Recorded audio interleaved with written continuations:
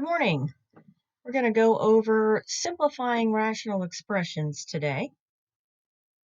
You've seen this in other classes probably.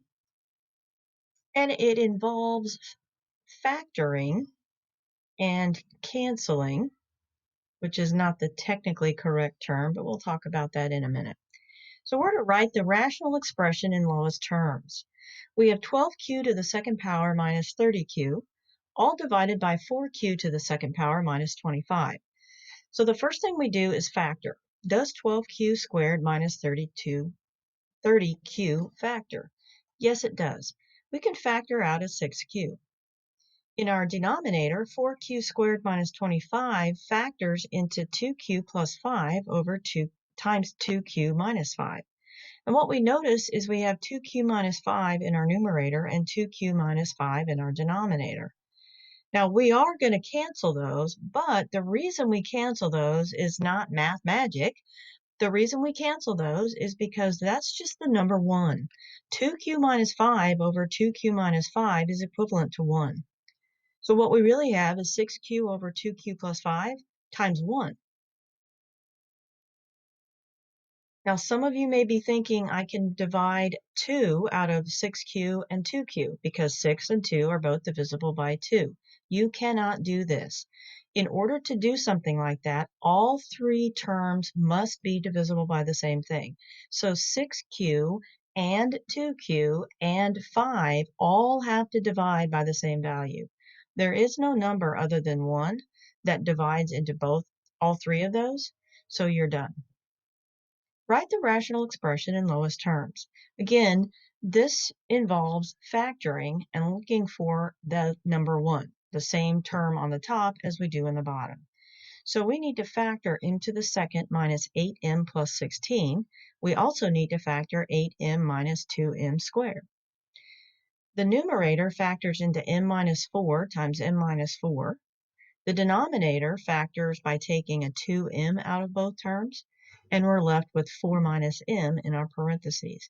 Now, those aren't quite the same thing yet. M minus 4 is not equivalent to 4 minus m.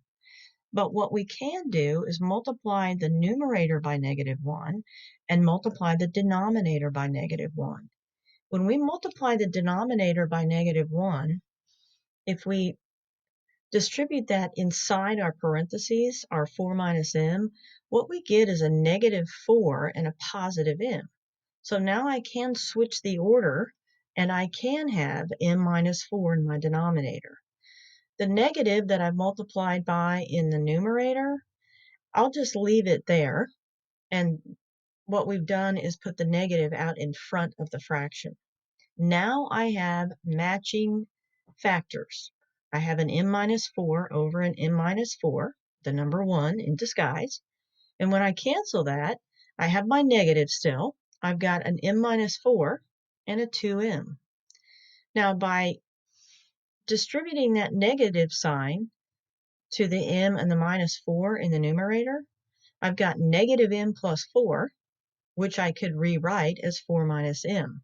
So I can write my answer as negative m minus 4 over 2m, or I could write my answer as 4 minus m over 2m. They are the same. Here's another example. The directions look different, but it's really the same thing. The directions ask you to multiply 6z to the 6th power over 7 times 28 over 9z to the 2nd power.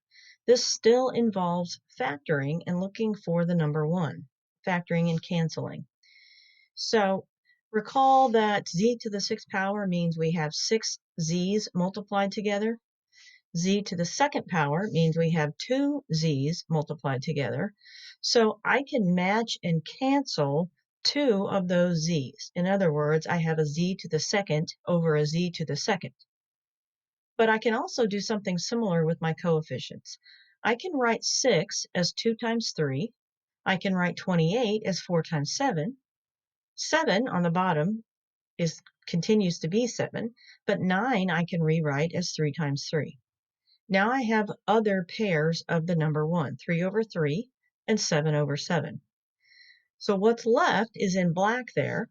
What's left is 2 times 4 times z to the fourth power, or 8z to the fourth power in my numerator, and 3 on the denominator.